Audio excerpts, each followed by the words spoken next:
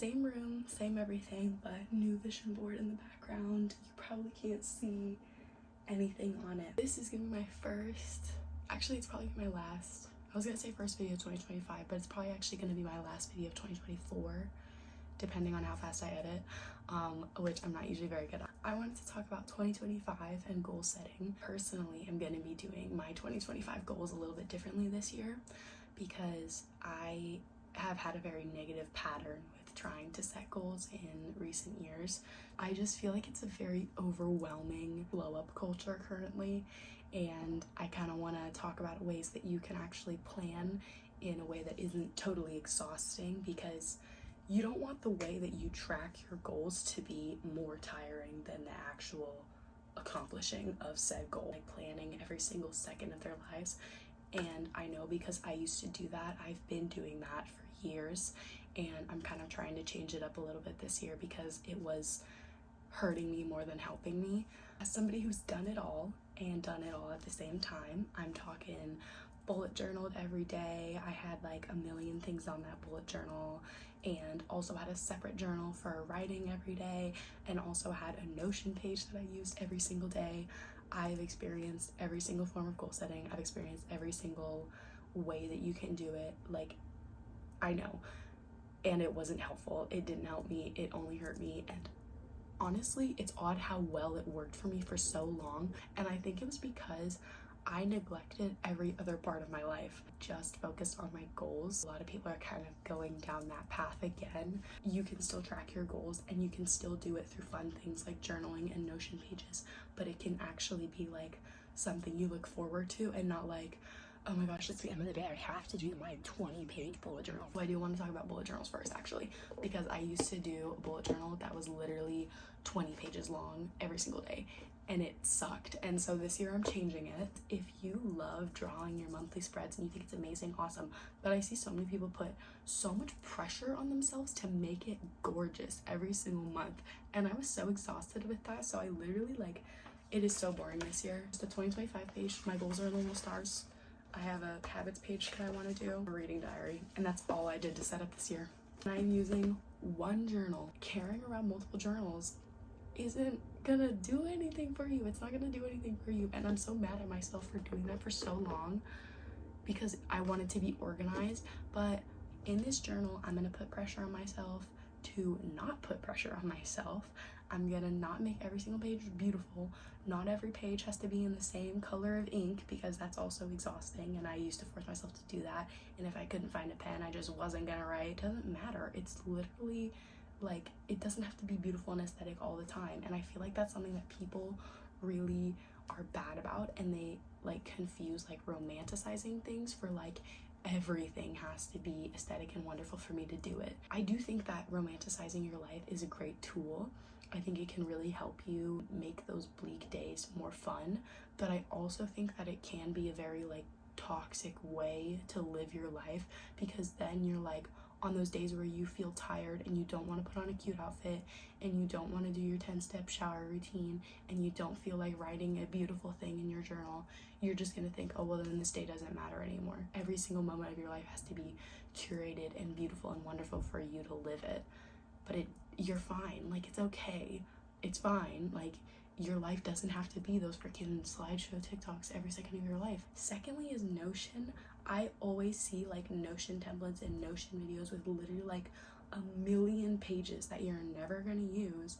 And my Notion this year is so simple. It used to be all crowded like that. I don't do that anymore. So here's the dashboard. It's super simple. We have a little widget at the top, just like a nice little thing. My thing is monochrome because I'm boring and I just find it easier to track stuff when it's in black and white because the colors overwhelm me. I know that's like so stupid and silly to say, but I don't love colors when it comes to like organizing stuff because it overwhelms me, and I'm like, and then I feel like I have to color coordinate everything. It stresses me out. So it's in monochrome. We have a little dashboard sign, a little quote up here just because it makes me, I don't know, more motivated. A little time widget. You can find these widgets on like Notion widgets. It's super easy to find. My little pages for everything. I have such smaller pages than I used to. So here we have academia. I only have colleges on there. I used to have like a board for like my French learning. I used to have a board for my high school classes and like all that stuff that I just like I didn't need, because I can track my high school stuff like in my brain, and my Notion calendar as well. Like it's so easy, so I don't really focus on that anymore. But I do have a colleges page that I'm applying to, because that's my biggest focus right now in 2025 is my future and my colleges and everything like that. So I don't want to spend like busy time, you know, like focusing on high school classes, because I'm almost done with high school. I don't focus on high school time because I'm almost done with high school. So we're focusing on the future stuff. So then over here we have my personal pages, which is wish list. So like this is stuff I need to buy, especially now that I'm gonna go to college. Like I have a lot of more stuff that I need to buy. And this page is like, it's pretty good actually. I really like it. Nice page, I like it. But I have like little habits, and this is the same thing that's written in my bullet journal. See, I'm not gonna get into every single one of these schools. That's like a 0.0001 chance, but I still put them all there because it's just like, you know, I like to put those down just so like you will have something to cross off that'll make you happy. Then we have my work page, which I have content creation, because I do want to make YouTube a job for me one day. What I'm trying to emphasize for your goals is making everything like align with what you want this year. Like if your number one goal isn't to drink more water, take the water tracker out of your bullet journal, because it's just going to distract you from more important stuff. Obviously it's important to drink water, like you can make that a smaller thing that you need to do, but it's not going to take over your entire thing, because if you're focusing so much every single day on how much water you're drinking, then you're not going to be focusing on your bigger goals, and then you're going to leave the end of the year thinking, well, I drank a lot of water, but what did I do? You know, so just want to emphasize that. So my to-do lists now are like primarily on Notion. Sometimes if I have like a grocery list, I'll write it down, but I don't feel the need to really write down like daily stuff. So this is how I separate my day. So here, I'll take Sunday for example, which was yesterday. We have events, which is work 4 to 8. So these are all the things that you have to do. So say it's like school, like 8 to 3, or like you have like practice, or you have work or something like that. That's where I put my events. And then to do is like the things that I should be doing. Like you can see here I have like a literature outline, a book I need to read, like things like that. And I really like separating it this way, because you can schedule out your events and not make it part of your to-do list. Because when you make your events part of your to-do list, it almost makes it seem like easier. But then if you make your events like at the top of your to-do list, like this is what I need to work around, then you think of it as, okay, so during this time, work 4 to 8, I am not gonna have any other time to do anything else. So I need to focus on that. Like that is a time where I'm just gonna have this. So that is 4 hours of my day. So the rest of my day can be to my goals. So what am I actually gonna have energy for? Because you hear it all the time, because you can overestimate how much you can do in a day, but you underestimate how much you can do in a year.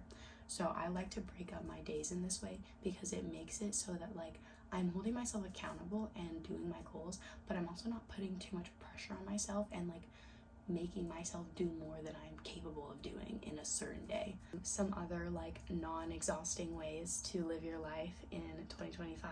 Be intentional about how you section out your goals. So instead of thinking about the entire year, that's like a really long period of time. That's really hard for your brain to understand. Instead of focusing on like starting all of these things at once, I'm going to focus on the things that need my attention the most, the things that are the most mentally taxing. For example, you want to start a business, you're like, oh, I'll start it in June. Like you should start it in January, because it's the most difficult to start and you have the most motivation in January, because people always say you can't run off motivation.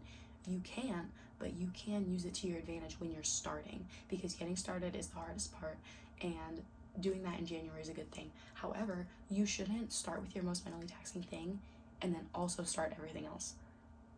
It's so much easier to be like, I'm gonna start a business in January, and then I'm gonna like keep following up with myself throughout the year, and then in June I'm gonna start this side hustle that I want to start, instead of being like, okay, January I'm gonna start this side business and I'm gonna start this main business. That is so difficult. You're making it so much harder for yourself by being like, I'm gonna start 2 things at the very beginning of the year that are the most mentally taxing. No, start your most mentally taxing thing, work with it, follow it through. While you're doing that, you can work on your other like little things. Like, say you start your business February, you focus on starting going to the gym. March, you focus on starting to do this, while you're building those things, so that it's like you are using the entire year to make up your life, instead of being like, January 1st my new life is starting. That is so difficult. Make your new life build. Don't just start it in January. Don't just be like, suddenly I'm an entrepreneur, suddenly I'm like, I go to the gym 6 times a week, suddenly I do all this stuff. Like, no. Keep in mind, you're gonna be alive this entire time. That's something that's so hard to like think of in your brain. Like, you have been alive this entire time. Like, yeah, you go to sleep, but you've been living for like a while. You know what I'm saying? Like, you never like get a break or anything like that. Like, you have to be living this entire time period. So why make it harder for yourself by trying to make yourself start everything? Like, you have so much time. Like, I know that like a year seems like, oh well, last year I wasted so much time. That doesn't mean that the year goes by fast. It means you just didn't take advantage of the year. Take your time with things, but do be intentional about how you're living. You know, like, take things one day at a time, take things by the seasons. Don't start everything at once. Don't make your tracking harder than you're doing, and you should be fine. I just very much noticed this overconsumption. Like, it's always this overconsumption core thing, but it's overconsumption when it comes to goal tracking, and it's exhausting. It's so tiring, as someone who's been there for years and now sees it being like trendy to be in that position. As someone who's been there, don't do it. It's so exhausting. And also just keep in mind that you need to be nice to yourself, and I think the trend currently is to be mean to yourself until you're the person you want to be. But it's so like, you don't gain confidence by being the person you want to be. You gain confidence by working on yourself in the first place. Your accomplishments are great and they can build your self-esteem, but what happens when you fall short or you work your very hardest and you don't live up to your expectations? Because it's not what you accomplish that makes you you, it's what you do every single day that leads to your accomplishments. Your journey is so amazing and so wonderful. To disregard that and hope for yourself to be a new person January 1st is just so sad. If you don't live up to your expectations, you don't need January 1st to restart your life. You can literally decide any time in your life that you want to change something. It doesn't have to be the 1st of January. It doesn't have to be your birthday. It doesn't have to be any significant day. If you don't go to the gym until Thursday, then you don't go to the gym until Thursday. That doesn't mean you should wait till Sunday. Go to the gym Thursday and Friday. You can think to yourself, you know, I didn't go to the gym like the first half of the week, that last week, but I'm really proud of myself because I pulled through and I went Thursday and Friday. And that's so much better than just not going and being like, okay, this is the new me starting this day. The journey is what makes it important. Thank you so much for watching. I hope you have a wonderful year. I hope you have a wonderful life, and be nice to yourself. Bye.